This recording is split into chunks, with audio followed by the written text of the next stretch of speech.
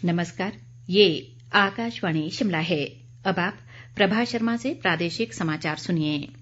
राज्य सरकार आउटसोर्स कंपनियों की शिकायतों को देखते हुए आउटसोर्स के आधार पर तैनाती के लिए मॉडल टेंडर डॉक्यूमेंट तैयार करेगी। इससे नियुक्तियों और वेतन को लेकर मिलने वाली शिकायतों पर विराम लगेगा। स्वास्थ्य मंत्री राजीव सैजल ने आज विधानसभा में विधायक कर्नल इंद्र सिंह के प्रश्न के उत्तर में ये जानकारी दी। उन्होंने कहा कि चंबा मेडिकल कॉलेज में कर्मचारियों को समय पर वेतन न दिए जाने और ईपीएफ जमा न किए जाने के मामले की जांच कर दोषियों पर कार्रवाई की जाएगी।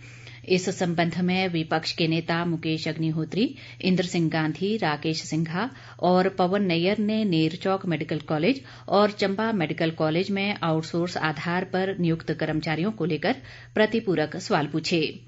स्वास्थ्य मंत्री ने कहा कि स्टाफ की कमी को दूर करने के लिए आउटसोर्स आधार पर कई विभागों में कर्मचारी रखे हैं। उन्होंने कहा कि नेरचौक मेडिकल कॉलेज में 5 आउटसोर्स कंपनियां सेवाएं दे रही हैं और इनके माध्यम से 549 कर्मचारी रखे हैं। स्वास्थ्य मंत्री ने कहा कि कर्मचारियों को सरकार द्वारा तय मापदंडों पर रखा गया है और निर्धारित वेतन दिया जा रहा है। सैजल ने कहा कि आउटसोर्स कंपनियों द्वारा जो कर्मचारी रखे गए हैं वे योग्यता और उपलब्धता के आधार पर रखे हैं और कंपनियां ही कर्मचारियों का चयन करती हैं। स्वास्थ्य मंत्री ने कहा कि आउटसोर्स में SC/ST रोस्टर लागू नहीं होता। उन्होंने कहा कि चंबा मेडिकल कॉलेज में कर्मचारियों को समय पर वेतन न देने और ईपीएफ जमा न करने के मामले की जांच कर दोषियों पर कार्रवाई की जाएगी। स्वास्थ्य मंत्री ने कहा कि प्रदेश में इस वर्ष 31 जनवरी तक सहारा योजना के तहत सरकार को कुल 14,995 आवेदन प्राप्त हुए हैं। इनमें से 11,529 आवेदनों को मंजूर किया गया है, जबकि लंबित आवेदनों को शीघ्र मंजूर किया जाएगा। ये बात उन्होंने विधायक आशीष बुटेल की गैर मौजूदगी में विधायक आशा कुमारी द्वारा पूछे गए सवाल के जवाब में कही। उन्होंने कहा कि इस योजना के तहत अभी तक 20,52,51,144 रुपए आवंटित किए गए हैं। राज्य सरकार ने विपक्ष के विरोध के बीच हिमाचल प्रदेश राजकोषीय उत्तरदायित्व और बजट प्रबंध संशोधन विधेयक 2021 पास कर दिया है।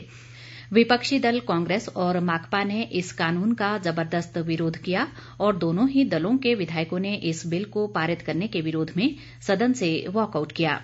दूसरी ओर सरकार ने सफाई दी कि इस विधेयक में संशोधन मौजूदा सरकार द्वारा वित्त वर्ष 2019-20 और वर्ष 2012 से 2015 के बीच तत्कालीन कांग्रेस सरकार द्वारा जीडीपी के 3% की सीमा से अधिक लिए गए कर्ज को नियमित करने के लिए किया गया है और भविष्य में प्रदेश की ऋण लेने की सीमा 3% से बढ़ाकर 5% करने का इस कानून में कोई प्रावधान नहीं है। सांसद रामस्वरूप शर्मा का आज उनके पैतृक गांव जलपेहड़ में पूरे राजकीय सम्मान के साथ अंतिम संस्कार कर दिया गया। इनका कल दिल्ली में निधन हो गया था। मुख्यमंत्री जयराम ठाकुर उनकी अंतिम यात्रा में शामिल हुए। उन्होंने शोक संतप्त परिजनों के साथ गहरी संवेदनाएं जताई और दिवंगत सांसद को भावभीनी श्रद्धांजलि अर्पित की। जयराम ठाकुर ने दिवंगत रामस्वरूप शर्मा की असामयिक मृत्यु को मंडी संसदीय क्षेत्र सहित प्रदेश व भाजपा के लिए अपूरणीय क्षति बताया।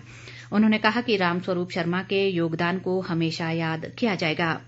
रामस्वरूप शर्मा के अंतिम संस्कार में पूर्व मुख्यमंत्री प्रेम कुमार धूमल, मंत्रिमंडल के सदस्य महेंद्र सिंह ठाकुर, सरवीण चौधरी, राजेंद्र गर्ग, सांसद सुरेश कश्यप व किशन कपूर, विधायकगण और अन्य भाजपा नेता शामिल हुए।